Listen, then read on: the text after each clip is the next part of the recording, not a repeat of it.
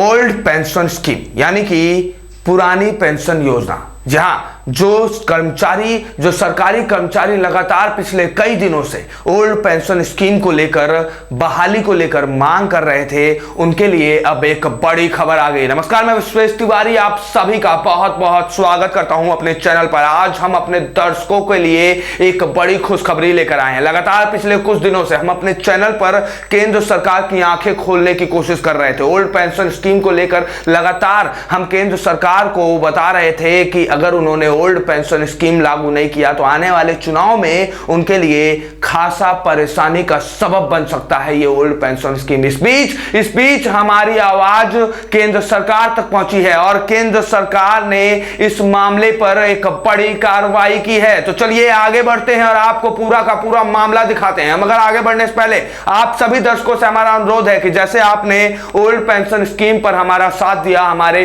Videos को ज्यादातर लोगों तक आगे बढ़ाया, ऐसे ही आगे भी हमारा साथ देते रहिएगा, क्योंकि हम आपकी आवाज उठाएंगे, आपकी आवाज सरकार तक ले जाएंगे। बता दें कि पुरानी पेंशन योजना को लेकर देश भर में कई तरह की चर्चाएं चल रही थी। इस बीच कई राज्यों ने इस सिस्टम को लागू कर दिया है, वहीं कई राज्यों में अभी भी नई पेंशन योजना लागू है। ओल्ड पेंशन स्कीम पर बड़ी खबर सामने आई है।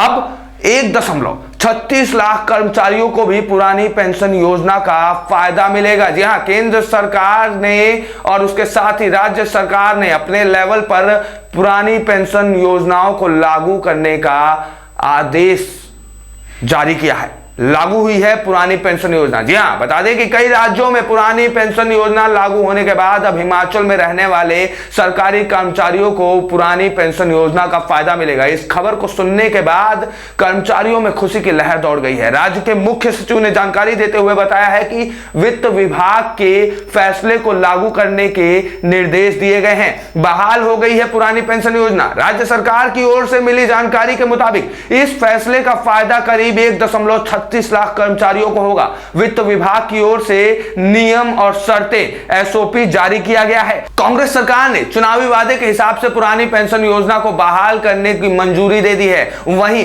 कांग्रेस सरकार के इस दाव के बाद से केंद्र सरकार ने भी अपना मन बदल लिया है और महाराष्ट्र में शिंदे सरकार ने ये बड़ा इशारा दिया है कि केंद्र सरकार अब कहीं ना कहीं ओपीएस को लागू करने जा रही है। महिलाओं के लिए सरकार बना रही है प्लान। जी हां, इसके साथ ही 18 साल से लेकर 60 साल तक की महिलाओं को 1500 रुपए प्रति माह देने के लिए प्लान भी बनाया जा रहा है। साथ ही रोजगार बढ़ाने के लिए एक महीने में 1 लाख नौकरियां निकाली जाएंगी। इसके साथ ही 1 जनवरी 2004 से सरकारी सेवा में आने वाले कर्मचारी नई पेंशन योजना के तहत आएंगे। ये 4 राज्य पहले से ही लागू कर चुके हैं ओल्ड पेंशन स्कीम को। चलिए आपको दिखाते हैं। बता दें कि इससे पहले छत्तीसगढ़ सरकार, राजस्थान सरकार, पंजाब सरकार और हिमाचल सरकार ने पुरानी पेंशन व्यवस्था को लागू कर दिया। इसके साथ ही हिमाचल सरकार में इस सिस्टम को लागू करने के साथ ही साथ एक बड़ा कदम भी उठा लिया गया है। ऐसे में पुरानी पेंशन योजनाओं के फायदे क्या हैं, जो लोग अभी नहीं जानते हैं उनको हम बता दें। पुरानी पेंशन योजना की बात की जाए तो इसका सबसे बड़ा फायदा यह है कि यह आखिरी ड्रॉन सैलरी के आधार पर बनती है। इसके अलावा इसमें महंगाई दर बढ़ने के साथ ही डीए में भी इजाफा होता है। जब सरकार नया वेतन आयोग लागू करती है तो भी इससे पेंशन में इजाफा होता है। ऐसे में अब जहां एक तरफ कांग्रेस सरकार अपने राज्यों में ओल्ड पेंशन स्कीम बहाल कर रही है, वहीं दूसरी तरफ केंद्र सरकार ने इस मुसीबत से पार लगाने के लिए अब सोचना शुरू कर दिया है।